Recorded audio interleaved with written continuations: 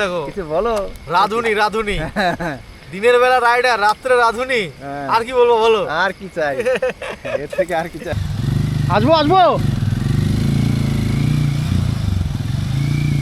একদম ওই ওই ওই ওই কোনা দিতে লেন ছিল না, ওই ওই কোনা দিয়ে আসলে। নদীটা দেখো, নদীটা অস্বাভাবিক সুন্দর।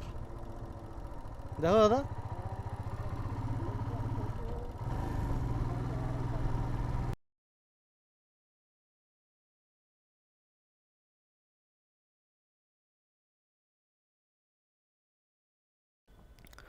আজকে আমরা জার্নি শুরু করছি আসামের কালশি ব্রিজ।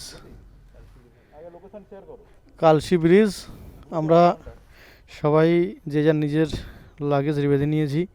তবে আজকে আমাদের ট্রিপ প্ল্যান ওয়াইজ ভালুংপংয়ে থাকার কথা ছিল, কিন্তু ভালুংপংয়ের দূরত্ব এখান থেকে 139 কিলোমিটার।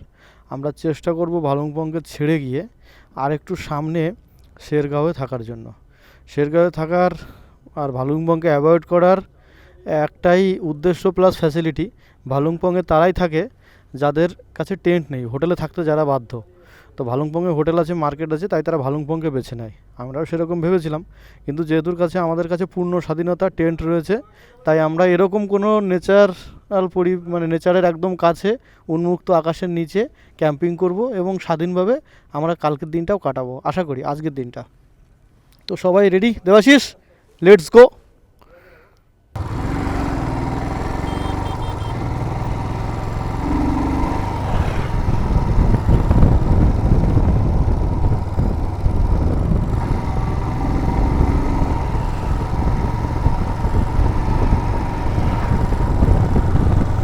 দেবাশিস আগে চলে গেছে, আগে গিয়ে দাঁড়িয়ে আছে, আর আমাদের প্রধান দা এখনো পিছনে।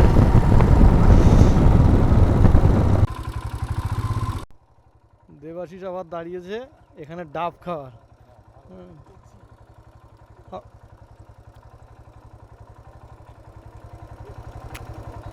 ডাব খাবে দাদা? ডাব খাবে? দাঁড়িয়ে খাবে না নেমে খাবে?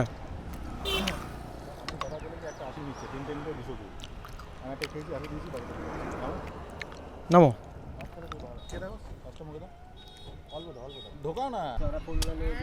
তো এখন আমরা ট্রাই করব আসামের নারকেল। দেবাশিস অলরেডি খেয়ে নিয়েছে ডাব, আর আমরা খাবো।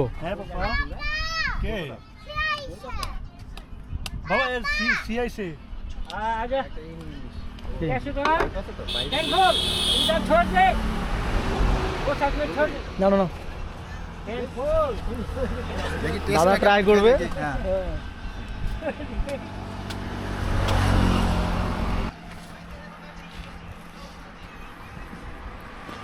এখন আমার পালা। বন্ধুরা, এই যে রাস্তার মাঝখানে ডাব, ফাটাফাটি কথা হবে না। এই গরমের মধ্যে ডাব পাচ্ছি, সত্যি থেকে সুন্দর, এর থেকে ভালো কিছু কথা হবে না। এই এদিকে যদি ডাব নিয়ে দেবাশিসকে থ্যাঙ্কস এরকম একটা জায়গায় ডাব দেখে দাঁড়ানোর। ও তো রাস্তায় যেতে গিয়ে কিছু দেখতে পায় না, শুধু রাস্তায় দেখতে পায়। দারুণ দারুণ। দাদা বলো, খেতে কেমন লাগলো? দারুণ দারুণ দারুণ।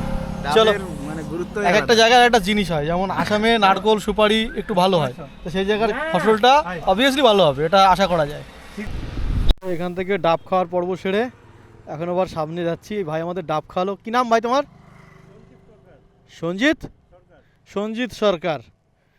তা সঞ্জিত সরকারের ডাবের দোকান, তোমরা চাইলে খেতে পারো, খুব ভালো। জায়গাটার নাম কি আছে? হ্যাঁ, সরু পাটগাঁও। এখানে ডাব বিক্রি করছে, দেখলাম, খেলাম, ভালো লাগলো। চলো এবার আগে যাব। আমাদের আর 40 কিলোমিটার গেলে আমরা ভালুংপং পৌঁছে যাব।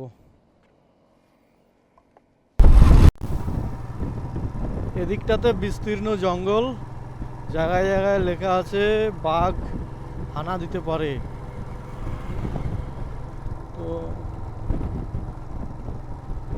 এই জায়গাটার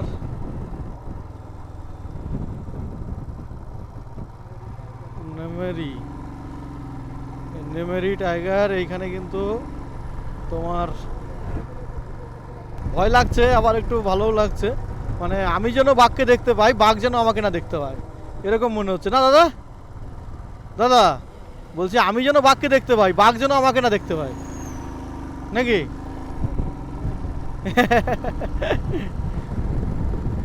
বাঘ দেখার স্বাদ সবারই হয়, কিন্তু মনে হয় বাঘ যেন আমাকে না দেখতে পায়, আমি বাঘের পিছন থেকে দেখে নেবো। আমার মনেও সেই স্বাদটাই জেগেছে।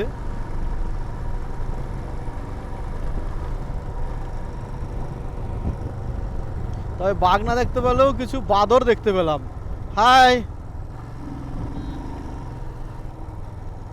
আমরা কিন্তু পাহাড়ে শুরু করে দিয়েছি জার্নি। মানে সমতল থেকে পাহাড়ে এবার উঠতে শুরু করেছি, আর দুদিকের পাহাড়গুলো আমাদেরকে হাতছানি দিচ্ছে। এবার থেকে পুরো ক্লান্তি কিন্তু আর থাকবে না, সারা দিন এনজয় আর enjoy।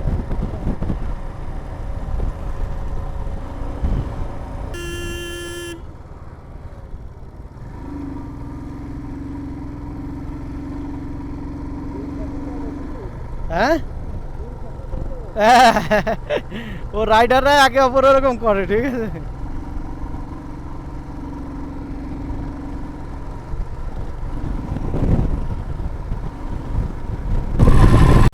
জায়গাটার নাম কি আছে দেখো তো, জায়গাটার নাম কি আছে দেখো, নদীটা দেখো, নদীটা অস্বাভাবিক সুন্দর। দেখো দাদা,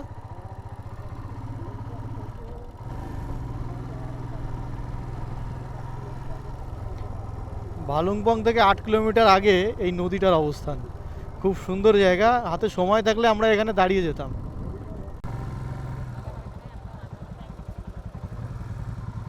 কি হবে? হ্যাঁ, সামনে গিয়ে চেক করো তো, সামনে বাইকারদের সামনে তো হয়তো, এখানে রেখে দিই এখানে।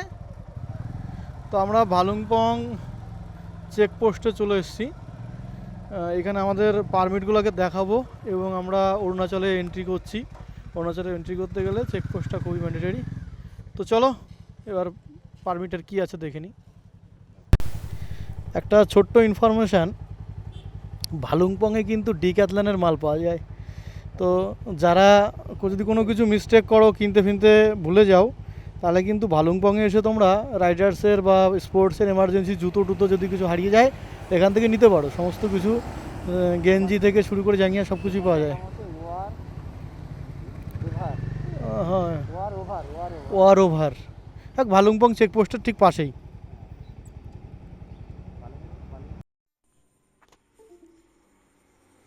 চেকপোস্টের ভেতরে ক্যামেরা অ্যালাউ না থাকার কারণে ভিতরের ভিডিওগুলো শ্যুট করতে পারলাম না। তবে এইখানে আমাদের চেকপোস্টে যেটা দেখাতে হয়েছিল মূল, সেটা হচ্ছে অরুণাচলের যে আইএলপি, সেই আইএলপিটা এখানে দেখাতে হয়েছিল পারমিট। আইএলপি মানে ইনার লাইন পারমিট। যে কোনো আর্মি শাসিত এরিয়া বা আর্মি দিয়ে যেখানে কন্ট্রোল করা হয় সেরকম জায়গায় আর্মি ইনার লাইন পারমিট করাতে হয়। তো সেই মতো আমরাও এখানে ইনার লাইন পারমিট করেছিলাম। ইনার লাইন পারমিটটা করাতে হয় মূলত অনলাইনে বা অফলাইনে। আমরা কিন্তু অনলাইনে করিয়েছিলাম। অনলাইনে করতে এটার খরচা হয় 500 টাকা, অফলাইনে করালে এটা মাত্র 150 টাকায় হয়ে যায় ওখানে স্পটে গিয়ে। তোমরা এই ভুলটা করো না, ওখানে গিয়ে করে নিও।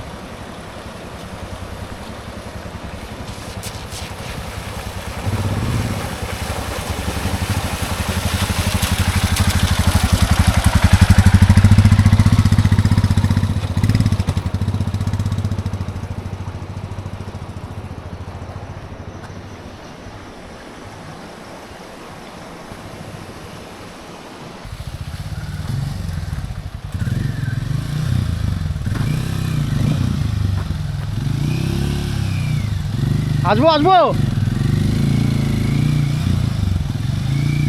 একদম ওই ওই ওই ওই কোনা দিতে, লেন ছেড়ো না, ওই ওই কোনা দিয়ে আসো, লেন ছেড়ো না, লেন ছেড়ো না দেবাশিস, আসবো।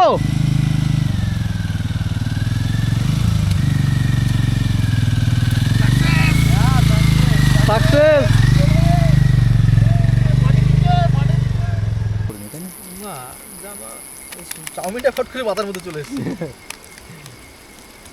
কি বানানো হচ্ছে একবার বলো। না না বলতে হবে না, মাংস ঠিক আছে। না না, আমরা বলে এসেছি, ভিডিও দেখিয়ে এসেছি আমি অলরেডি। আসামের স্পেশাল। এই যে আমাদের জ্যোতি ভাই পর্ক রান্না করছে কত যত্ন সহকারে, দেখো। বক রান্না করছে বলছি। পেট্রোল আবার নিলে নাকি? ওদিকে আবার দেবাশিসদা ওই যে আগুন জ্বালাচ্ছে, জুতো ভিজিয়ে ফেলেছে। এই সাদাটা জ্যোতি থেকে একটু নাও, এদিকে তাকা, সাদাটা বেশি ক্যামেরার দিকে এই দেখো কিছু বলো। রাধুনি রাধুনি দিনের বেলা রাইডার, রাত্রে রাধুনি, হ্যাঁ। আর কি বলবো বলো? আর কি চাই এর থেকে, আর কি চাই? দিনে রাধুনি রাত্রে রাইডার, দিনে রাইডার রাতে রাধুনি। হ্যাঁ, এটাই আনন্দ, এই আর কি, এটাই মজা রাইডের। ঠিক আছে। আর এদিকে গৌরাঙ্গদা ফোনে নেটওয়ার্ক আসছে না, সেই টেনশনে ভুগছে, কি করবে বুঝতে পারছে না। ঠিক আছে। তো আমাদের রান্না কিন্তু কমপ্লিট, দেখো কেমন রান্না করেছি। মাংস চলছে, ওদিকে আরেকটা চলছে, আর এদিকে কিন্তু আমাদের টেন্ট। আর এই যে আমাদের গৌরাঙ্গদা অবশেষে এসে পৌঁছেছে। গৌরাঙ্গদা কেমন লাগলো এই জার্নিটা জার্নিটা আর ওয়াটার ক্রসিংটা? ওয়াটার ক্রসিং জুতা ভিজে সব চপাচপ। ক্যাম্পিং করছো? চপাচপ। এই রসুন নাও। চলো আজকে ফাটিয়ে এনজয় হবে। রাতে তোমরা দেখলে আমরা কেমন সারভাইভ করলাম, মানে নিজেদের রান্না করলাম, নিজেদের সমস্ত কিছু জোগাড় যন্ত্র করলাম। হয়তো পুরো ভিডিওতে আসেনি, অন্ধকার হয়ে গেছিলো, তবে পরদিন সকালের ভিউটা ছিল ঠিক এরকম। আমাদের টেন্টের বা আমাদের ক্যাম্পের পিছনেই ছিল নদী, আর সেই নদীতেই আমরা এখন স্নান করতে বেরিয়েছি। মানে পরের দিন সকালে যে বেরোবো তার আগে নিজেদের স্নান প্রস্তুতিটা সারছি। মানে কোন লেভেলের অ্যাডভেঞ্চার হচ্ছে বুঝতে পারছো তো? আর যাই হোক, এই হচ্ছে নদী। আমরা সব তেল টেল মেখে আস্তে আস্তে গুটি গুটি পায়ে হেঁটে হেঁটে চলে গেলাম নদীর পাড়ে। একদম পাহাড়ের কনকনে ঠান্ডা জলে এখন স্নান করব। তো আমরা কিন্তু সারভাইভ করতে করতে বলো, রাইড করতে করতে বলো, অ্যাডভেঞ্চার করতে করতে অবশেষে পৌঁছেই গেলাম নদীর পাশে। তো এখন আমরা স্নান করব, আর তারপরে আবার রেডি হয়ে বেরিয়ে যাব আমাদের শেরগাঁওয়ের উদ্দেশ্যে। ব্যাস, এই তো জীবন, বুঝলো কজন। সত্যি বলতে এরকম ঠান্ডা জল আমি খুব কম দেখেছি। মানে কম বলতে এরকম ঠান্ডা জল দেখেছি, কিন্তু সেখানে যে স্নান করতে হবে সেটা দেখিনি। আমি ভিতর থেকে পুরো হেলে গেছিলাম। মানে আমার মানে জল এত ঠান্ডা, গা কেঁপে উঠেছিল স্নান করার পর, যখন উঠতে যাই বেঁকে গেছিলাম। যাই হোক, চলো দেখা হচ্ছে পরের এপিসোডে। জয় জয় ভোলে বাবা।